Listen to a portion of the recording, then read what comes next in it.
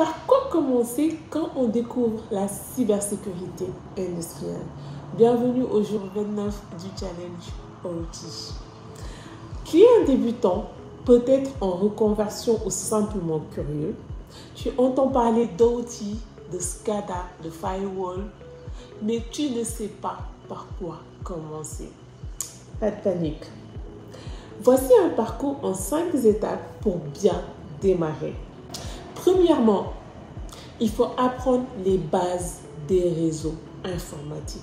IT, c'est incontournable. Apprendre les fondamentaux. Qu'est-ce qu'un protocole? Une base IT, une adresse IP, un switch, un routeur. Comprendre le TCP/IP, le DNS, le routage, la segmentation.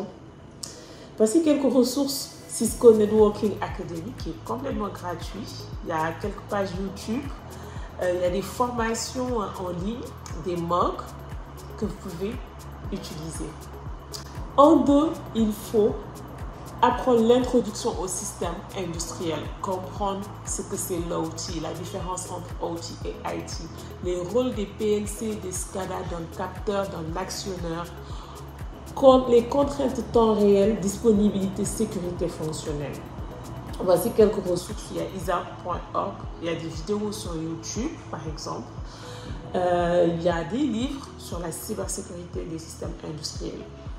En 3, il faut apprendre les réseaux industriels, apprendre les bases de la communication industrielle, les protocoles comme le Modbus, le Profinet, l'EPC-UA, le BACnet.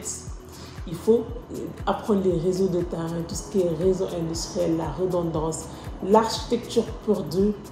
Voici quelques ressources. Il y a Udemy, il y a les pages de Schneider Electric, Siemens, Rockwell. Souvent, il y a des ressources gratuites que vous pouvez consulter. En 4, apprendre les premières notions de la cybersécurité, se familiariser aux normes IEC 62443, les principes de la défense en profondeur, la segmentation, la MFA, la topologie des menaces de l'OT. Quelques ressources, l'ANSI par exemple, le NIST, il y a des guides gratuits, des formations sur YouTube qui sont assez gratuites également. Et en 5, la mise en pratique et veille continue. Mets les mains dans la technique. Crée un mini-lab par exemple. Observe les flux avec Wireshark. Suis les actualités cyber. Il y a énormément de sites et de pages par exemple sur LinkedIn pour ça. Il y a également des personnes bienveillantes qui donnent énormément d'informations sur LinkedIn. En conclusion, ne cherche pas à tout apprendre d'un coup. Avance étape par étape. Commence par des bases réseau, puis le monde OT avant d'attaquer la cybersécurité. La clé de la réussite, c'est la curiosité, le rigueur et la régularité. Tu n'as pas besoin d'être ingénieur pour devenir un bon.